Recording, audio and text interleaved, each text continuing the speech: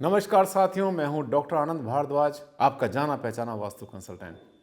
जी हाँ, आप मुझे पाते हैं हमेशा मेरे YouTube वीडियोस में और मुझे पाते हैं आप बहुत सारे टीवी चैनल्स के ऊपर। कुछ नया आपको देता हूं मैं, कुछ नया बताता हूं जो कि आपके लिए लाइफ में बहुत ज़्यादा यूज़फुल हो जाता है। साथियों, किस तरह से पहचानें किसी भी जगह की अच्छी ऊर्जा और बुरी ऊर्जा, क्योंकि आपके मन में आ चुके हैं बहुत सारी चीज़ें इतनी भर गई हैं, वास्तु, एंटी वास्तु और फेंग शुई आ गया और पता नहीं क्या क्या आ गया। सुख मिले या दुख मिले, क्या मिलता है क्या नहीं मिलता आपको अपने भवन से या उस भूखंड से।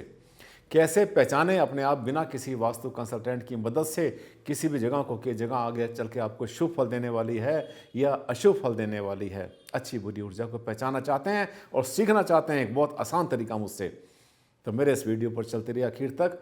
आपको समझाऊंगा मैं बहुत अच्छा फार्मूला। देश विदेश में डॉक्टर आनंद भारद्वाज एक पॉपुलर सेलिब्रिटी के रूप में अपनी पहचान बना चुके हैं। डॉक्टर भारद्वाज विश्व के हाईएस्ट क्वालिफाइड वास्तु कंसल्टेंट।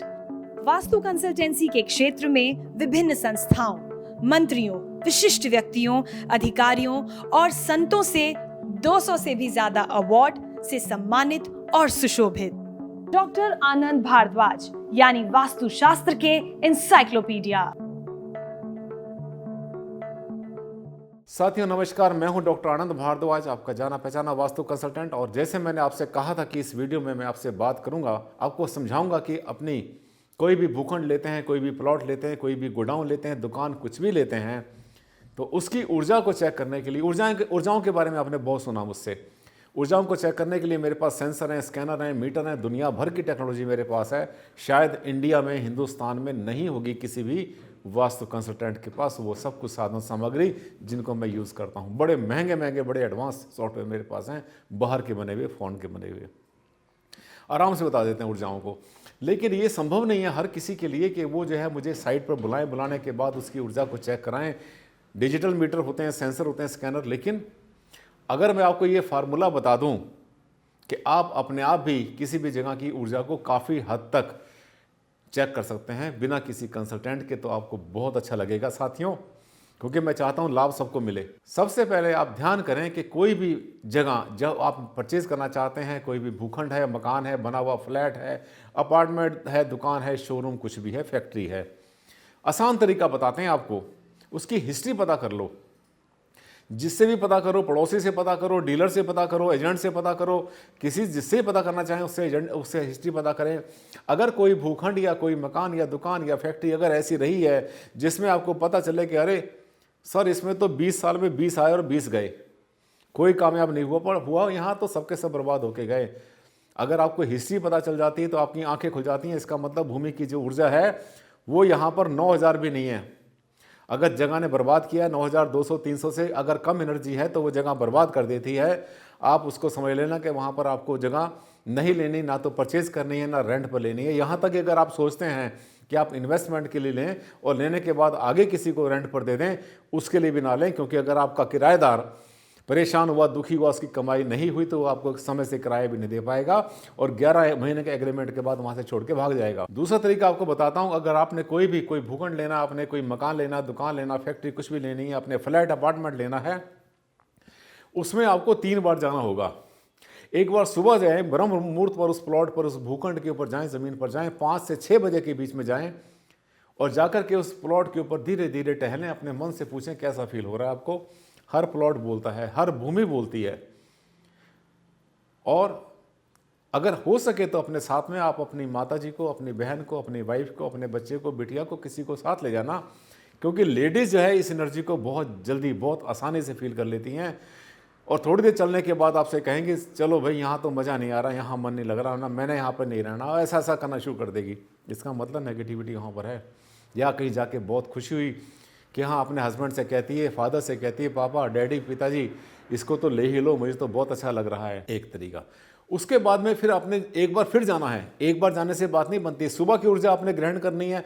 फिर आपने दोपहर की 12 से 1 बजे, 2 बजे के बीच में, 12 से 2 बजे के बीच में एक बार फिर उसी भूमि पर जाओ, उसी भूखंड पर जाओ, उसी प्लॉट में, मकान में जाओ और जाने के बाद वहाँ पर टहलो धीरे धीरे और अपने मन से पूछो कैसा फील हो रहा है। वो जगह अपने आप बोलेगी मुँह से। तीसरा राउंड एक बार और गए, जिसको कहते हैं शाम के समय गोधूली बेला।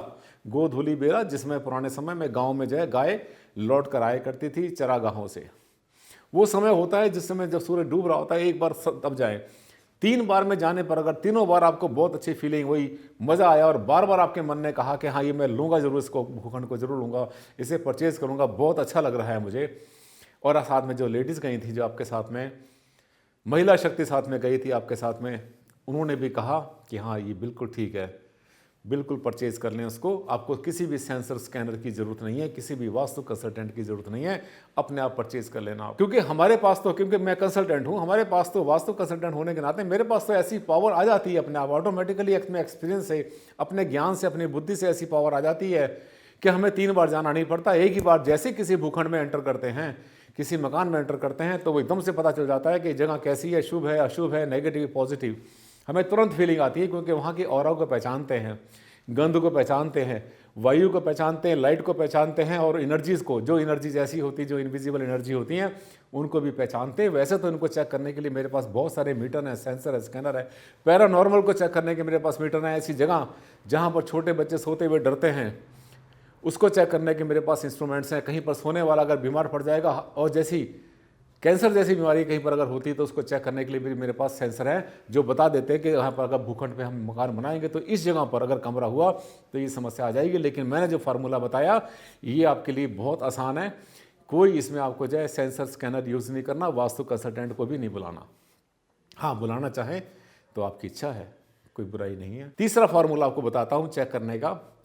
आप जो है उस भूखंड के ऊपर जाएं, सुबह सुबह के टाइम, ब्रह्म मुहूर्त में जाएं, दिन निकल रहा हो, निकलने वाला हो, और उसके ऊपर आप अपने हाथों को ज़मीन के ऐसे पैरेलल कर लें। ये मैं आपको तरीका बताता हूँ साथियों, वो तरीका जिससे कि पुराने समय में साधु संत महात्मा ज्ञानी बुद्धिमानी जो बुद्धिमान लोग होते थे, वो जिससे चेक करते थे, यही फार्मूला था उनके पास। वो धीरे धीरे भूखंड के ऊपर ऐसे अपना हाथ करते थे, ज़मीन के समानांतर अपने हाथ करके चलते थे, और चलते चलते उनके हाथों को एक प्रेशर फील होता था।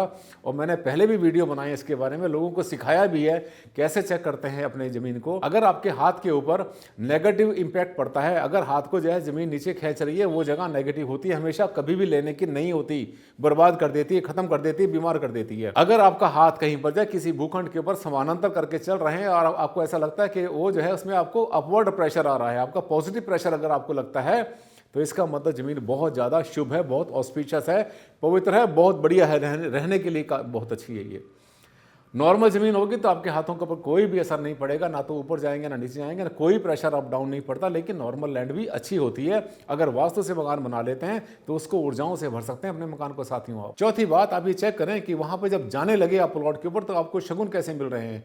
खाली घड़ा, खाली बर्तन सामने आ गया, खाली बाल्टी पानी के आगे कुत्ते ने रोना शुरू कर दिया, चलते देखे घर से निकले तो गाड़ी पंचर मिली, पंचर होने के बाद वहाँ पे गए तो चाबी घर से ले आना भूल गए।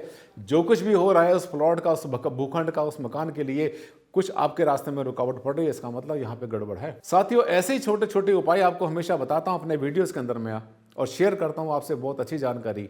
अगर आपको मेरे वीडियोज़ बहुत अच्छे लगते हैं और आपको ऐसा लगता है कि मैं आपको काम की बात बताता हूँ, कुछ छुपाता नहीं हूँ, तो आप मेरे वीडियोस को देखते रहिए, इसको लाइक करिए, इसको शेयर करिए, और साथ में अगर आपने मेरे चैनल को अभी तक सब्सक्राइब नहीं किया है तो तुरंत कर लें। चलते रहिए मेरे साथ, देखते रहिए मेरे वीडियोस को। अगले वीडियो में फिर से मिलेंगे, तब तक के लिए नमस्कार, धन्यवाद, thank you very much and take care.